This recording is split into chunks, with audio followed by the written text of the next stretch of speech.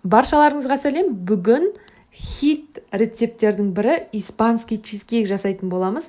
Міндетті түрде жасап көріңіздер. Қараңыздаршы, қозғағанның өзінде дірілдеп прям керемет болып тұр. И еще дәмі керемет. И плюс сіздерге нағыз ең қарапайым және де ең дәмді рецепті тауып бөлісіп отырмын. Ал кеттік. Ең бірінші 550 грамм творожный сырға 170 грамм қантты салып миксерлейтін боламыз.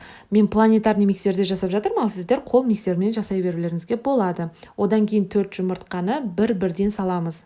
Міндетті түрде жұмыртқаны бір-бірден салып отырып, біреуін саласыздар, араластырасыздар, одан кейін екіншісін сол сияқты кезекпен сала бересіздер. Үстіне 250 грамм 33%-дан төмен емес сливкиді құямыз және де 25 грамм кукуруз крахмалын салып, жақсылап қою болғанға дейін араластырамыз. Массамыз аралас болғанға дейін кальцоға фольганы орап шығамыз. Фольганы жақсылап тұрып 2 қабат қылып ораңыздар, өйткені 1 қабат болса жұқа жырылып кету қаупі болады. Ішіне пергамент бумагасын осылай кесіп саламыз. Міндетті түрде қыздар ұмытып кетпеңіздер, өйткені чизкейк шет-шетіне жабысып қалады, алған кезінде қиынға соғатын болады. Сондықтан ұмытпаңыздар.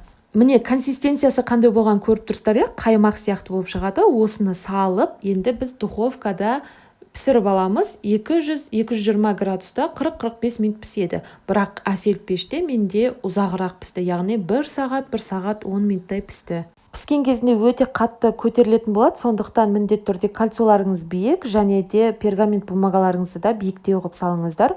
Бірақ бұл пісіп суығаннан кейін төмен болып басылатын болады. Қараңыздар қыздар, сондай өзінің беті сәл ғана күйіңкіреп піскен түрімен ақ өте керемет болып тұр, және де дәмі дегеннен де сөзбен айтып жеткізе алмайтындай ғажап. Міндетті түрде жасап көріңіздер. Ас болсын сіздерге рецепт ұсынған Гүлдария.